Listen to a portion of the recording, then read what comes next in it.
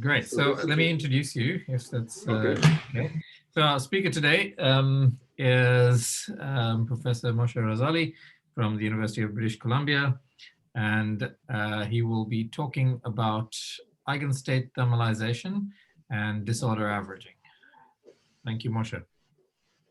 Okay, good. So this is based on this paper, Eigenstate thermalization, disorder averaging in gravity. And I will explain why in gravity is in parentheses, because it's not quite, this is our goal, but we haven't quite reached it. This is based on a paper with Jason Pollack, who is now in UT Austin, myself, Jamie Solly, who is with us still in UBC, and Mark's students, David Wakeham, who is a very excellent student, by the way. Good. And this is, let me just give the coordinates. This was in PRL. There's also a follow-up, sort of a follow-up paper with Jamie and our new postdoc, Arjun Kar and Lampros Lampro. Okay, good. And what I intended to be is kind of an overview talk. Probably not going to be a lot of calculations, especially, you know, at the time that we have. But I'm going to try to give a lot of introduction, and please ask me a lot of questions. It's going to probably be a lot clearer if you stop me whenever you have questions. So let me give you the outline. Good. So the first thing I'm going to talk about is what's called replica instantons.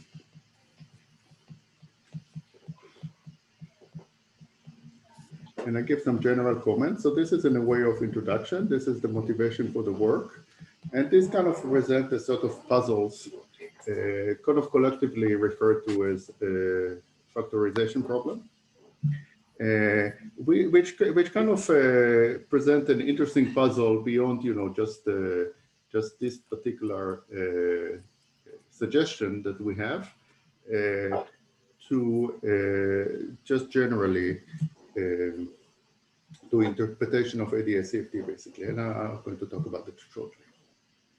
One of the ways that this puzzle is being resolved or interpreted is this idea that ADS-CFT, the dual to the gravitational theory of ADS-CFT, is an ensembled average theory. I'm going to talk about that a little bit, introduce the concept and criticize it heavily, because this is not how I think about this. Instead, I'm going to talk about the ETH. So again, I'm going to introduce that.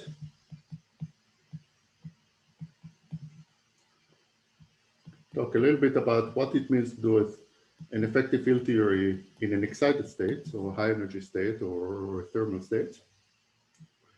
Then I'm going to introduce a kind of calculational scheme to get results that are consistent with what I'm discussing in the introduction, this idea that you have some sort of averaging or statistical treatment of your theory. Okay. And probably I won't get to that, but this calculational scheme have as some examples. So I'm going to see how in this particular case you can calculate correlation function, but you can also calculate their mean and variance in some statistical sense that follows from our general idea. Okay, and then I'm going to conclude.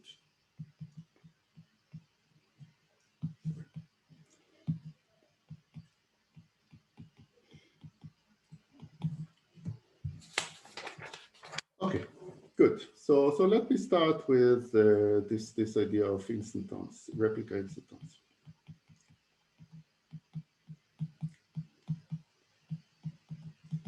and just present what those are and why they confuse me. So this goes back to a few years to the paper by Maldacena and his student at the time, Maoz. Okay, and they found solutions of Euclidean gravity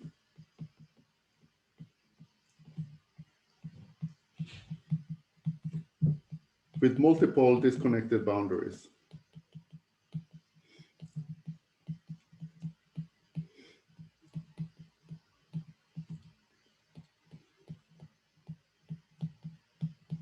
Okay. So basically, when you do ADS-CFT with a single boundary, so you kind of let me draw this boundary as some sort of circle, just schematically, and you try to calculate quantum field theory quantities of that circle. That circle could represent any kind of spatial manifold of any kind of dimensionality. The rough prescription is you kind of extend this into the bulk. So here you have a boundary, here you have a bulk, and you calculate some gravitational quantities. In the saddle point approximation, you calculate basically a correlation function in the classical gravity theory, and you kind of have a prescription of how to extract boundary quantities from that. So this is the usual story of ADS-CFT. Okay. Now, if you have multiple boundaries, this kind of in the field theory corresponds to having something that's kind of a little bit exotic. You just think about two quantum field theory that are disconnected from each other.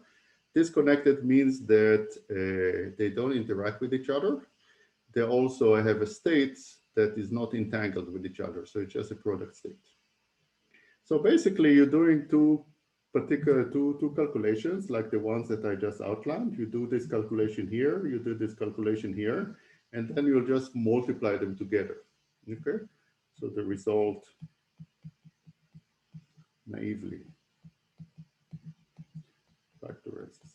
In fact, this is kind of not something that you're usually interested in because basically it doesn't give you any new information. You just take two numbers that you know how to calculate and you just multiply them together. However, when you do that in gravity, sometimes you have the situation, let me draw more than one boundary, let me draw like 4 boundaries. You have this situation that you have this kind of what's called Euclidean wormholes. So this is this solution of Maldacena and Maoz. Okay. So that kind of contradicts the naive expectation that just outlined from the field theory that when you calculate the result of correlation function in kind of 4 decoupled quantum field theories, which are all in product state, then the result will just be the product of those 4 numbers, and you won't get any more interesting information. In gravity, you have an additional contribution, which is this Euclidean wormhole. And the whole subject of this paper and a lot of other effort is how to interpret this contribution.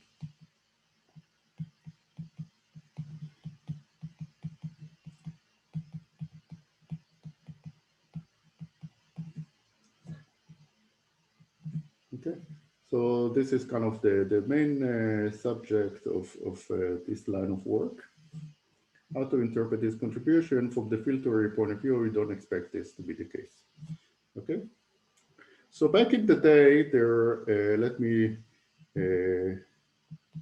make a few comments, I guess, about how this story was interpreted back in the day, which is what, 10 years ago or something, not that too far in the past. And then I'm going to comment about what has changed in the last year or so. So first of all, so in the paper of Maldacena and Maoz, they just constructed this solution, and the solution seems like an ordinary solution of Euclidean gravity.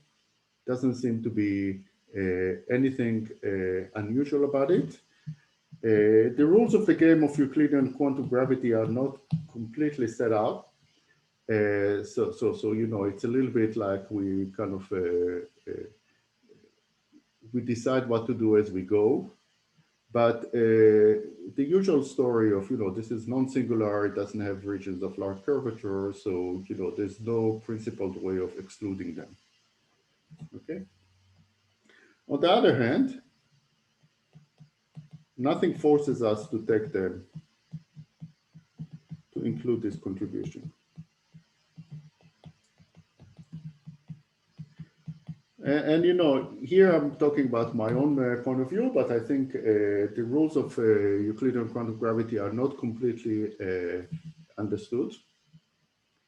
So in particular, including different topological sectors in the path integral, whether you need to include them or you don't need to include them, you know, that's just a matter of, there's nothing particularly, there's nothing well understood that forces you to say, you know, you have to include those contributions. This is different from quantum field theory, where you have sometimes topological sectors. For example, you have instantons and you have theta vacua in QCD and things like that. And there are principles like locality and cluster decomposition that tell you, if you want to preserve those sacred principles, you have to take the contribution of the topological sectors with a particular weight. Such arguments that exist in quantum field theory don't exist in quantum gravity. So nothing really forces you, you know, if you want to preserve some sort of sacred principle, you know how to include those contributions. Okay.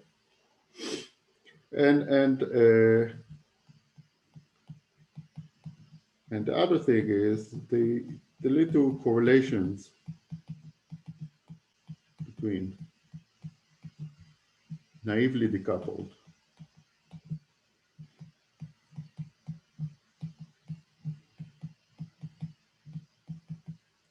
So again, the main topic here is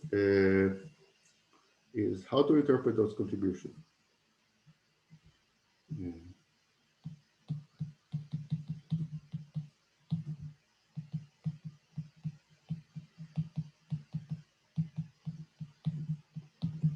Okay, any questions so far? Okay, so let me talk about the new development. So this was kind of, that there were a few interesting papers at the time about this subject and, you know, why it presents a puzzle and possibly how to resolve this puzzle. One of the trends in these resolutions was to find reasons why those things do not exist, or if they do exist, why you should not take them into account. So when you do a path integral over Euclidean gravitational configurations, you should not include those things. That was one of the trends at the time, to find a way out of these puzzles that you do to calculation in some decoupled scenario, but the calculation do not factorize. Okay, but the new development went in a different direction. So multiple boundaries appear in replica calculations. So sorry, Moshe, can I ask a question? Yeah. So back in the Maldacena-Mohs calculations, we weren't, I mean, you know, this was not being thought of as replicas in any way, right? Well, it's a Euclidean solution. That's right. It's just some Euclidean solution to, there's some solution to Euclidean gravity, Euclidean quantum gravity. Right? Yeah. So these correlations that you're finding between decoupled sectors, at that point, you know, was anyone thinking about those as kind of classical tunneling solutions or something like that, or? I think it's just, you know, according to ADS-CFT, this is just going to be a correlation function even a product quantum field theory. I see. Yeah, so this is already confusing even without thinking about that as replica. Mm-hmm. Okay. The replica, so going back to the new development, the replica just forces the issue on you, right? So replica calculations of entanglement entropy. So, you know, ever since those ancient days, entanglement entropy is now a very big issue. And in order to calculate entanglement entropy, one of the prescription, which is kind of mathematically deeply mysterious, is to replicate the theory, consider the same theory, multiple copies of the same theory, and calculate various quantities in this setup. Okay. And in this setup, replicate the theory, multiple copies of the same theory appear naturally. Okay. So in particular,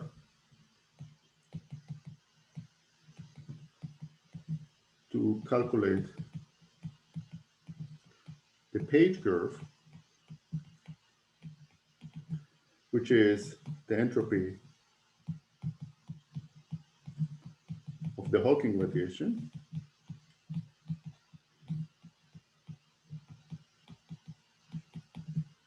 so to remind you, you know, if you have an evaporating black hole, the entropy of the Hawking radiation that is emitted by the black hole sort of goes up and then it goes down.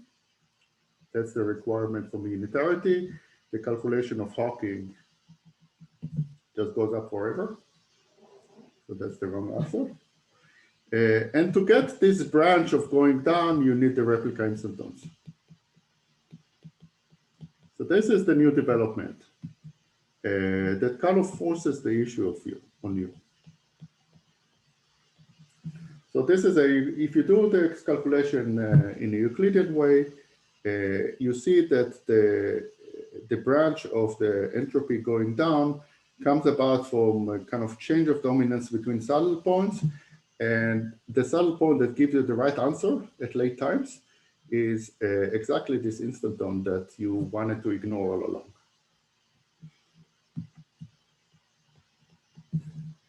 Okay. So that means that, you know, if you wanted to invent some rules for Euclidean quantum gravity that ignores those replica instantons, then this is not a good strategy because you're going to throw out the right answer. So there is still no, yeah. Sorry, just one more kind of historical question. How did Page calculate the page curve? I mean, you know, he wasn't thinking about it. No, so Page points out that if you have any sort of quantum, so Page is kind of the unitarity side of things. If you have any quantum system that evolves unitarily, then this is the expectation. But gravity doesn't actually reproduce that Page curve. Right. Gravity has the branch where the entropy goes up, but it doesn't have the branch where the entropy goes down. But supposedly he was doing some QFT on curved space calculation. No, not even that. He was just talking about the properties of subsystems of some quantum systems and what happens. I see. Yeah, so it was basically a combinatorial answer in quantum mechanics. I see. The Page curve. So this quantifies the expectation. One particular expectation from unitarity in black hole evaporation. So this is a kind of a sharp way to quantify the information paradox. Good. So basically, the situation after this work is that you still don't have a good consistent set of rules of how to do the Euclidean gravitational path integral, but you know from answer analysis that you better include those replica instantons, otherwise you get the wrong answer. Okay. So the upshot of that is we have to take the replica instantons seriously. And of course, you know, if you Google islands in gravity, then you find out that people have been taking the replica instanton very seriously. Lots and lots of works about it. Okay, so now we go back to the basic puzzle of what does that mean. So suppose you have a theory that has like two boundaries, one here and one here. You have a particular configuration of gravity that looks like a cylinder, some wormhole that connect the two boundaries. What does that mean? So you can calculate all kind of quantities where you have correlation function, you know, you have some operators here and some operators here, but at the very basic level, you can also talk about the partition function. So this means that C1 times C2 is not the same as, let's more commit Z1, 2. So if you calculate the 0-point function, which is just a partition function, it's just a number. If you have two copies, you think that you take the square of this number. But this contribution is exactly what you would normally call the variance. Okay.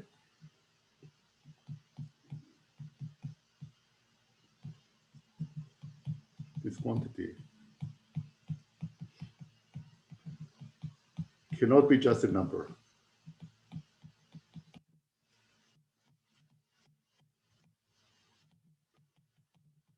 Has variance. So there's a quantity here that looks like variance, and there are also, if you look at multiple boundaries, they're going to be higher moments. So this is not something you expect. So this is the result of the calculation. You take a correlation function of several operators in quantum mechanics or in quantum field theory. They, of course, don't commute. But then you calculate the expectation value in some state, and you're supposed to be getting a number. Okay, and number multiplies. That number don't have variance. Numbers multiply. So what can C be?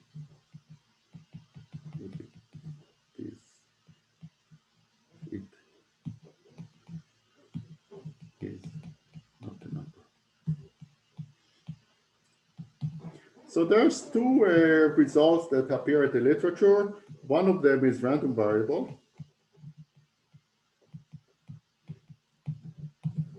So this calculation that we did, that we thought is going to get like as one particular number, you know, the partition function of a particular theory, let's say n equals 4 super Young Mills on some manifold, let's say the sphere. You go about calculating that, you get a number. This number is not a number, it has a variance. So it's a random variable that has a variance in a higher moment. There's also something I'm not going to talk about.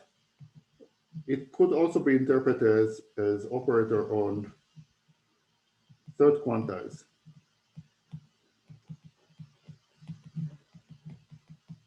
Hilbert space. So, you know, operators also do not commute. So maybe you can interpret that as having kind of an additional layer of quantization, and the thing that you think about as a number is actually basically some eigenvalue in an additional Hilbert space. But Hilbert spaces arise in very many different contexts. One of them is, you know, quantum mechanics. Another one is statistical field theory.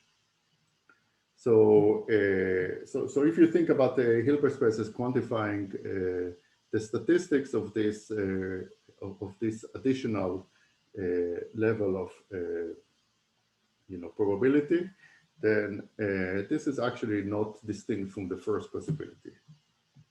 It may be the same.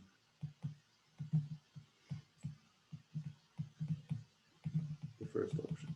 And you know, all the indications, if I understand things correctly, is that the type of Hilbert space that you're building is actually the one that interprets these numbers, elevates them to be random variables and not a quantum mechanical operator. Okay. So we want to think of results of ADS-CFT calculations as random.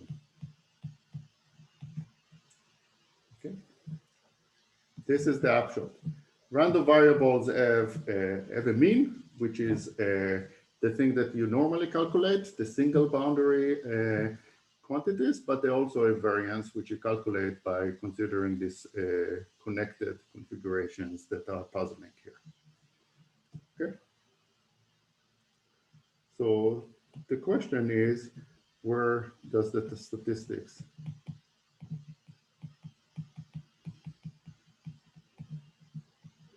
come from?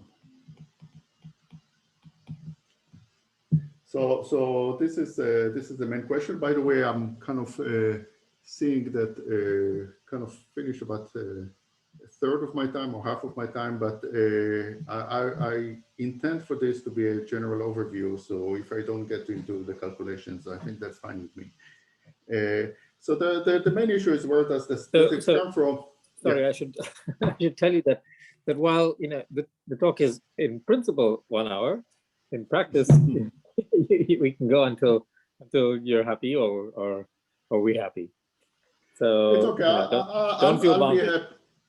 Yeah, I'll be happy to have a discussion on the main conceptual points. I think that's the main issue here, and the calculations are in the paper. Cool. Because I think the main difference between this work and many other works is coming right now in the interpretation of the statistics. And if this point come across, I'm happy, because I think that's the main issue.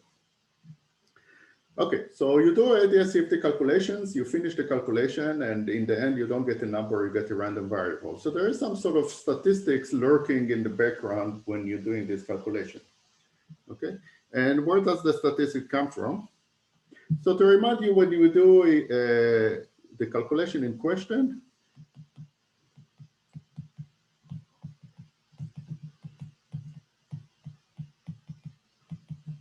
it's Euclidean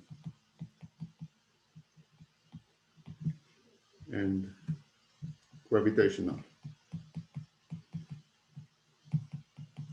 So just to set out the facts, this is an effect about Euclidean quantum gravity calculation. So you might want to think about this extra level of randomness comes because of one out of two possible sources. You're doing Euclidean rather than Lorentzian gravity calculation. And from the old days, you're used to the fact that when you calculate things in the Euclidean case, you get results that could be interpreted as results in statistical mechanics, right? So maybe that's related. The other thing that you do is, this is calculation gravity. Of course, the dual is a UV complete quantum gravity theory of some sort, probably some sort of string theory, which has a lot of content in it beyond just gravity. So maybe this extra level of statistics comes from the fact that you truncate to just the metric. And the metric is some sort of statistical average description. So these are the options. Okay, so let me talk a little bit about the most popular and, in my mind, kind of a wrong way of thinking about it, which is this of ensemble averaging. So the ensemble averaging comes about because this whole subject started out with the SYK model. So the paradigm is SYK model. And SYK model has Hamiltonian, which includes, so this is kind of a, I'm not going to talk about all the details of that, but you have a bunch of fermions, and they couple through this four fermion interaction. Could be more than four, but let's say just four. And these are random.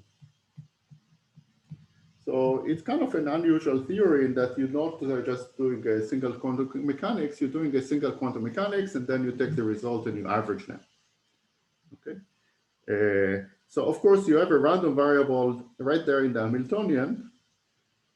So every correlation function that you calculate is a statistical random variable. It means that it has a probability distribution that has a mean, it has a variance, it has higher moments. So any calculation. We give a random variable.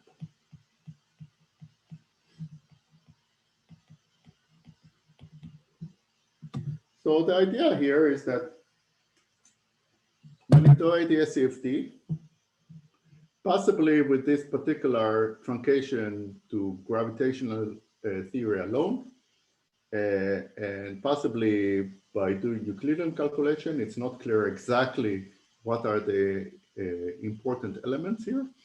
But when you do this particular calculation, you get a result that's dual to not single quantum mechanical theory or quantum field theory, but dual to an ensemble average of such quantum field theories, exactly like in the SYK. Okay.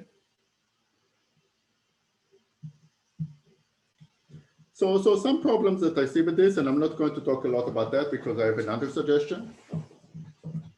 Some problem that I see with that is that the process for ensemble average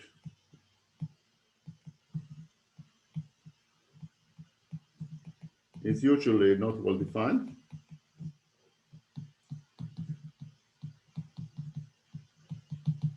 So for example, this is a nice lower dimensional theories that has a lot of structure in it, but suppose you want to take, QCD and ensemble average it, what you average over. Not precisely clear. So there's some ways that people have discussed two-dimensional conformal field theories and average over moduli space of just such things. But in general, it's not clear what exactly you mean by an ensemble average of theories. What is the procedure that you take in order to ensemble average? In particular, it's not clear why those results will be universal. It's not clear to me, I should say.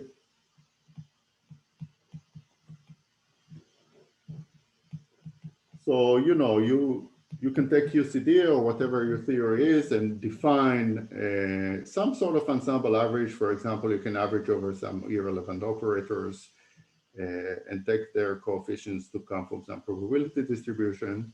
You can do whatever you want, but it's not clear why any such results will be universal. You can have, 15 different prescriptions of how to ensemble average QCD, and you get 15 different results.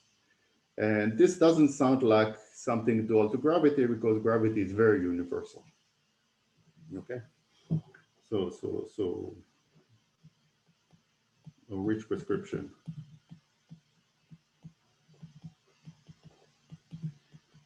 Dual to gravity. So the whole discussion sounds very ad hoc, where you basically can make infinitely many different choices and they all give you different answers, and it sounds a little bit like, what are the rules of the game here? Okay, so that kind of lets us to think about this ensemble average as being something intrinsic to the theory rather than something that you invent. And there's actually, so the conclusion from all this doubt is the averaging should be intrinsic to the theory.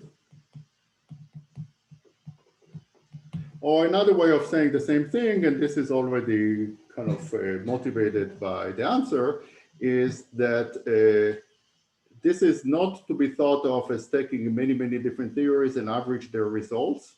You should think about it as an approximation scheme for a single theory. So the statistical treatment should be thought of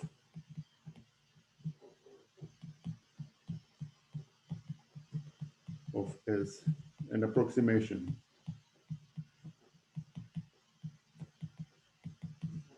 And I think this is interesting because in a single theory.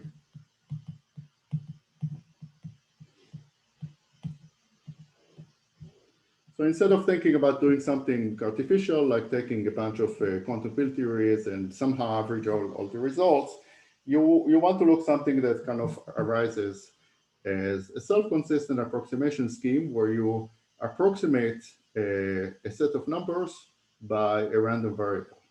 And, you know, presented this way, I'm presenting it this way because such an approximation scheme exists. So approximation. Can I ask an interpretation question? Sure. It's all about interpretation today. Excellent.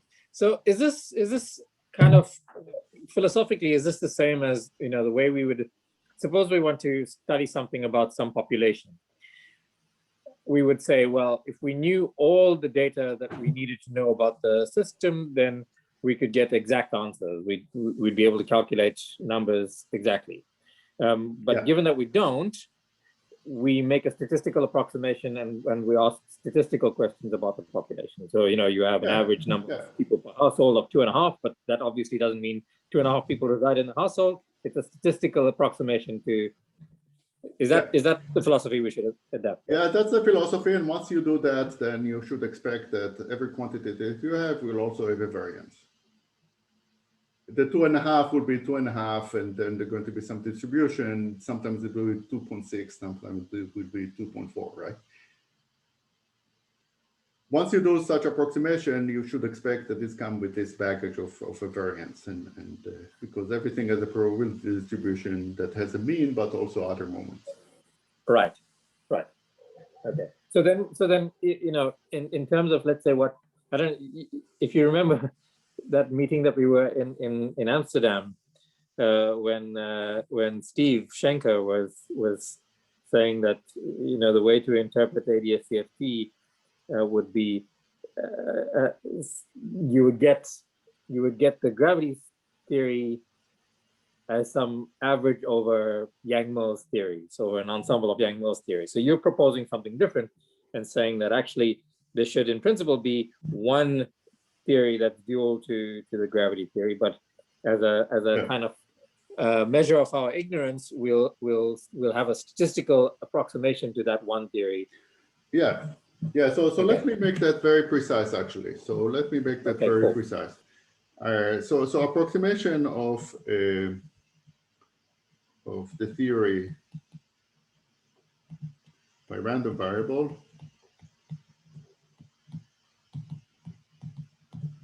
is in some sense is the subject of quantum chaos. Let me discuss now the ETH, which is one particular manifestation of quantum chaos. So this is the crucial corresponding that we're suggesting. So the ETH is the following statement. Suppose you want to calculate the following quantities. So this is eigenstates of the Hamiltonian with EI and EJ are kind of in some window. So they're kind of have a similar type of energy. So the window E plus minus delta. So you think about it if you want in some microcanonical window. And this operator are a simple low energy operator. The type of thing that corresponds to experimental probe. Experimental probe in a quantum system are very coarse type of probes. They only probe very little information about the system. So the intuition here is that the eigenstate of the Hamiltonian have huge amount of information. You need to have exponentially many bits of information to distinguish them from each other. But when you experimentally probe the system, typically you use some very coarse operators. There's very few of them. So this type of quantities are, you don't have sufficient information to resolve all these quantities. So these are kind of the, so this is the matrix elements that we're going to talk about, and they're pseudo-random. So if you calculate that, then you're going to get basically a whole bunch of numbers. So suppose, you know, this is in N equal 4 super-Young-Mills or QCD or whatever your favorite theory, a single theory. When you calculate these particular quantities, then you're going to get pseudo-random answers. So the ETH is a statistical approximation of these pseudo-random numbers by random numbers. So that just tells you the following. It tells you that this is approximately, up to exponentially small correction, the following.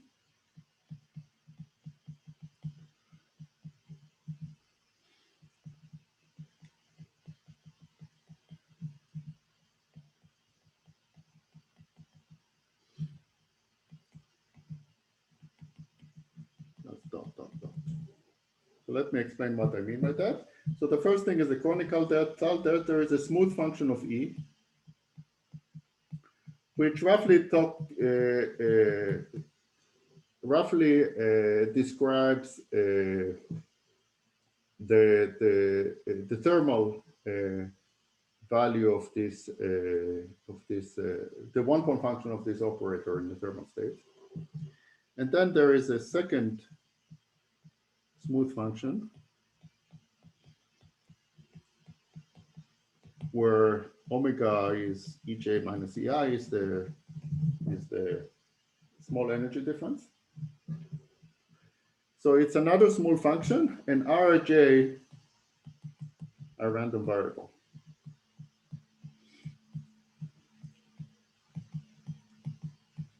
Okay. So the idea is, again, you have this exact energy eigenstate. They have a lot of information. There's lots and lots of them. So this is some finite energy. So, you know, you usually in quantum field theory like to think about the vacuum or excitation of the vacuum, and there's very few of those. But this is in a generic excited state, and there's lots of them because the system has an entropy. Okay. So this index IJ has many, many values. So IJ goes from 1 to e to the s of e. So when you calculate those things in N equal 4 super-Mills, you get a huge matrix of values. And this matrix is basically approximately random. That is the ETH ansatz. And I want to emphasize that this ETH ansatz is a approximation of a set of numbers by some random variable. This is sort of the conceptual starting point here. So the ETH approximates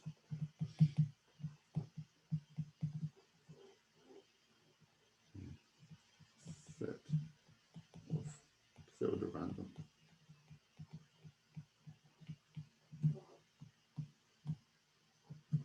By a random variable.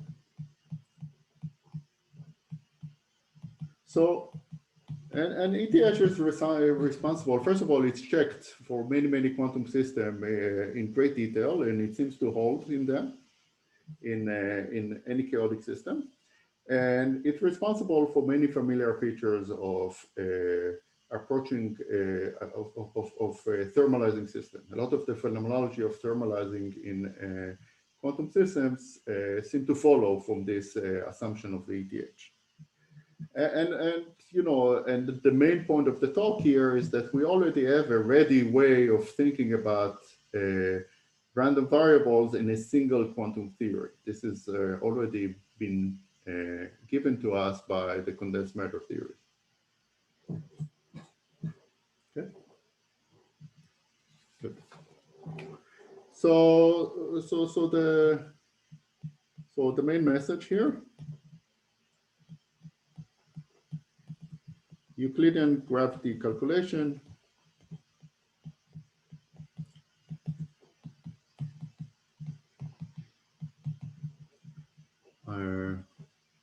will give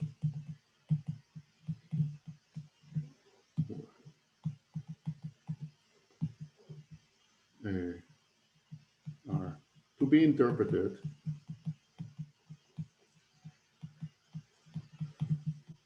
as the calculation of the smooth functions.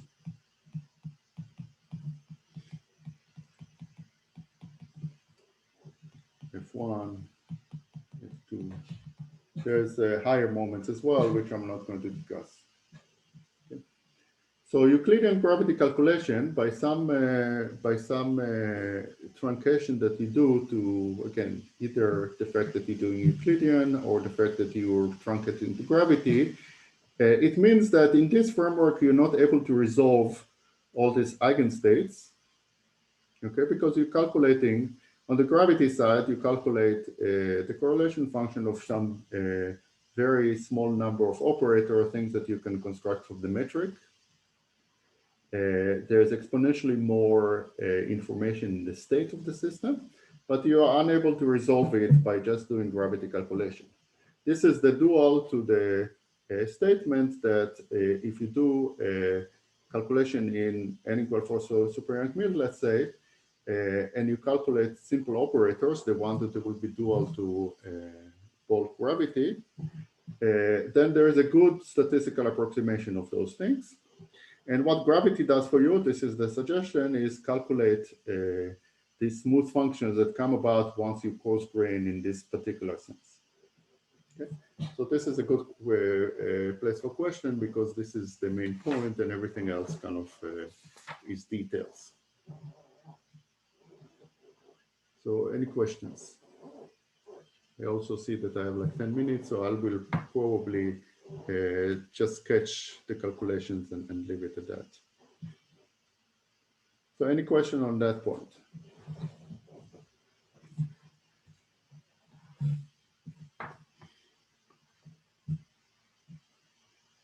Okay, so this is the main point, and this is what I wanted to get across. And then let me just sketch a little bit of the calculation. And the calculations are meant to substantiate this this claim, but of course, matching with gravity is not something that we succeeded in doing. What we succeeded is more or less seeing that there is some sort of topology that looks like it's a wormhole topology in this calculation that we want to do. So basically, what we want to say is, so we start with some window states, EI is in the window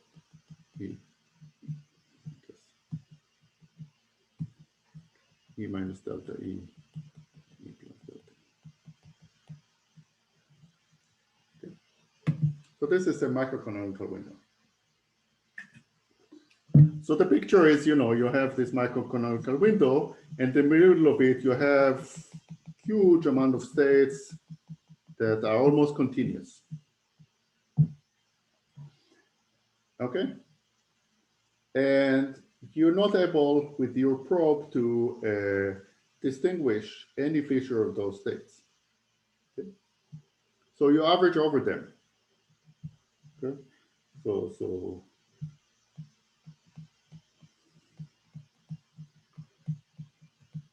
all such states.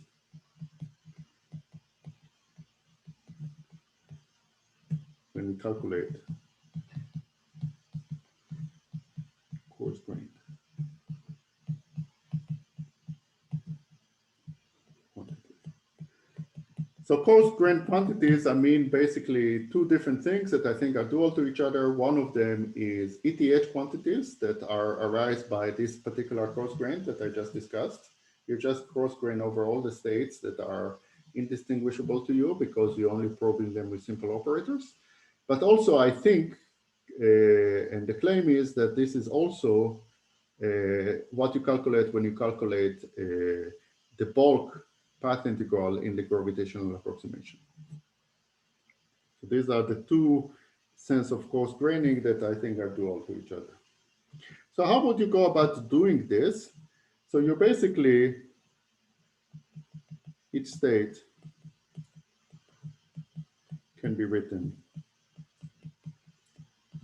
as I is going to be some unitary operator acting on some reference state, let's call it E0. And every time you're doing a calculation, you have to average over those unitary operators. Any calculation involves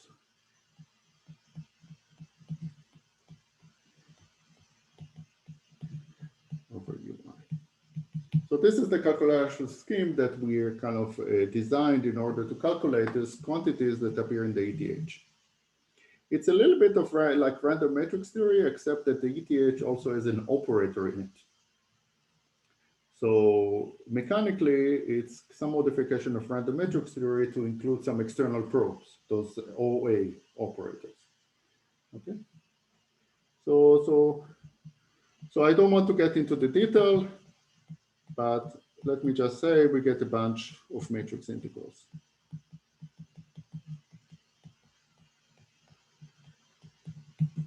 Okay, so when we do this approximation of coarse graining in the sense of the ETH, then we get a calculation that involves a bunch of matrix integrals.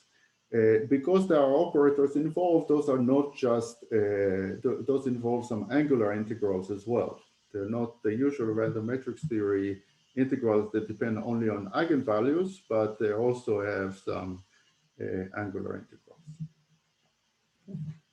So these integrals have diagrammatic expansion. So this is very well known from, matrix quantum mechanics. Oh, sorry, this is actually just matrix integrals. So they have a diagrammatic expansion, which we modified because, again, we're not just doing random matrix theory here, but we also, because we're doing the ETH, we also have operators. So for example, they will have some propagators, but now they will also have some vertices. We do like this, which have to do with the fact that you have, so these are the matrix propagator, and here you're going to have some quantities that depend on the operator theta A. Again, I'm being very schematic here because I think the details don't matter. I just want to have, I want you to have a mental picture. So this is kind of, so this is random matrix theory, and this is new element. So equipped with this kind of diagrammatic thing, we can start doing calculation of various quantities, and we can calculate, let's say, mean and variance of any correlation function.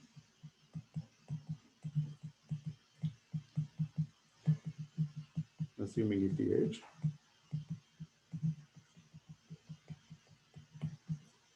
Okay.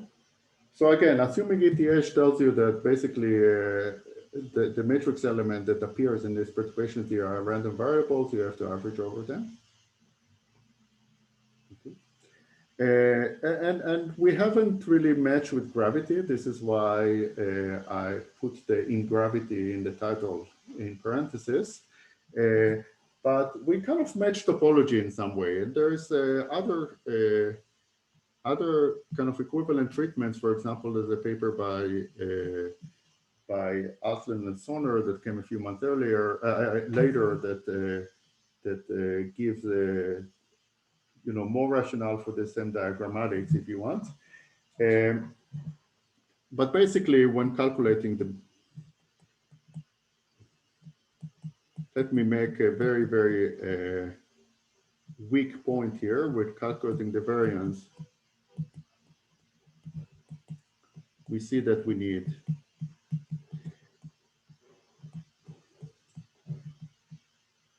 contribution that look like Euclidean instantons.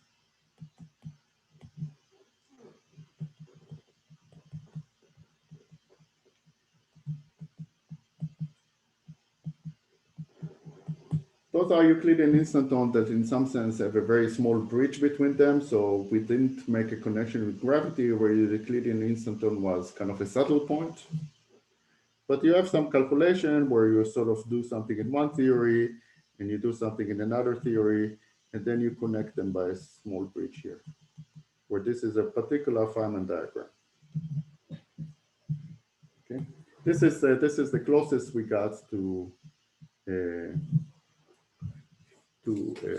reproducing the story that we started with.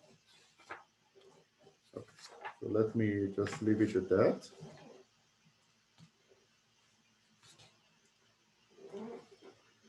Okay, any questions? Okay, so it's 9:30, so let me conclude.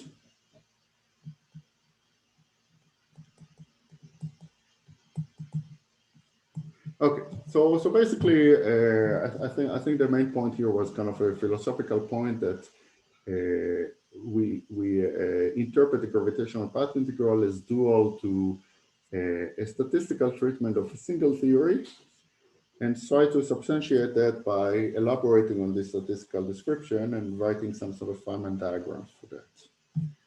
Okay, so the main point for future study is to make stronger connection to gravity.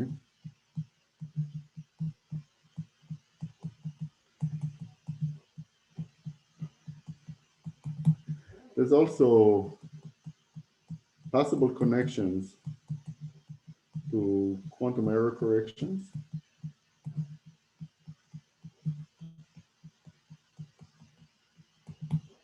Okay, so quantum error correction is some property that has been related in the condensed matter literature to the ETH. It would be nice to see if it's the kind of error correction that is also supposed to be related to the ADS-CFT. And finally, connection to the work of and so on. They have a very nice path integral formulation of many things that we were interested in. So it would be nice to kind of make connection to that language. And I think this is more or less everything I wanted to cover. So let me conclude here. Thanks, Moshe.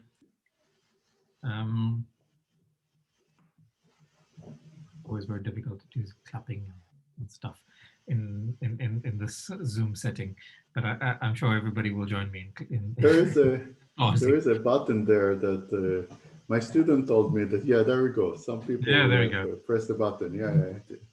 Somehow it doesn't have the same effect. Yeah, that's right. So I have a question about the replica instanton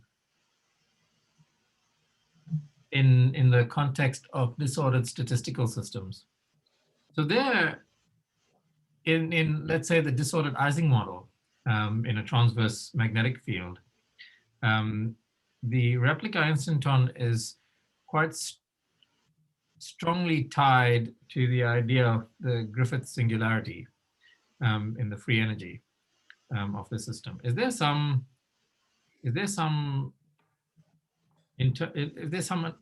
similar connection in the gravity side in this story?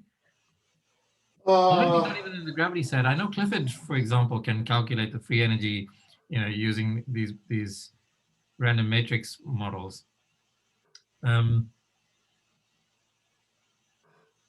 I wonder if there's a similar kind of story there.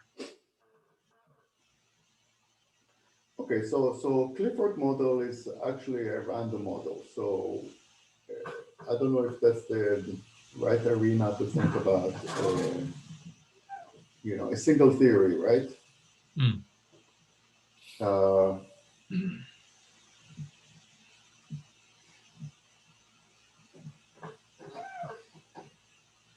Yeah, I'm not sure that's the right answer.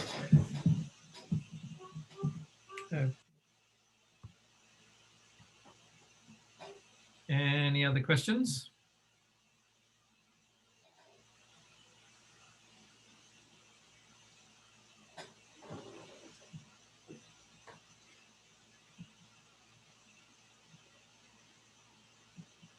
So then let me ask one more question before we Okay. start. When would you be satisfied with the answers that you're getting from this program? You know, Yeah, that's a good question.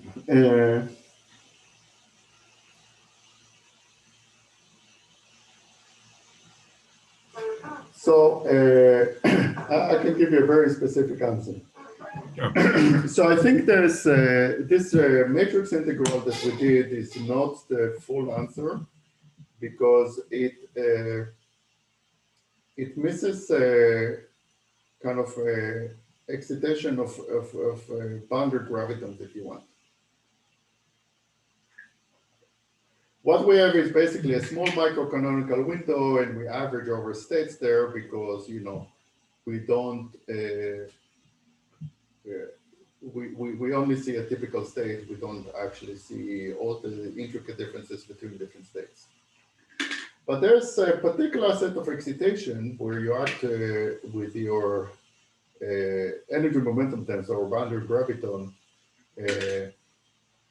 And those are atypical excitations that could be distinguished in gravity. So in the context of ADS3, it would correspond, for example, to taking sort of Virasoro generators and acting. So somehow you need somehow you need to enrich the story that we're telling by adding to it Virasoro symmetry if you're talking about ADS3. And then I think there's going to be some gravitational calculation. For example, the calculation by Kotler and Jensen that could, in principle, be calculated from this ansatz on the boundary field theory. I think you know, the gravitational calculation in higher dimension are kind of too complicated to be able to answer, and the calculation in lower dimensional gravity are kind of dual to matrix models anyway. So, you know, whatever we do using matrix integral will kind of trivially match with that. I think the real question will be, can we calculate quantities that were calculated in ADS3 and calculate that from the CFT side? That would be, I think, kind of a smoking gun. And I have some ideas of how to do that, but it's not there yet. Cool, thank you. Any other questions?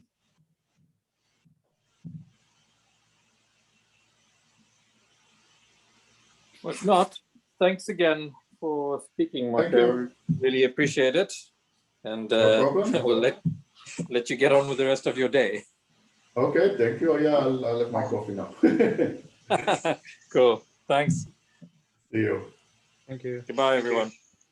Bye.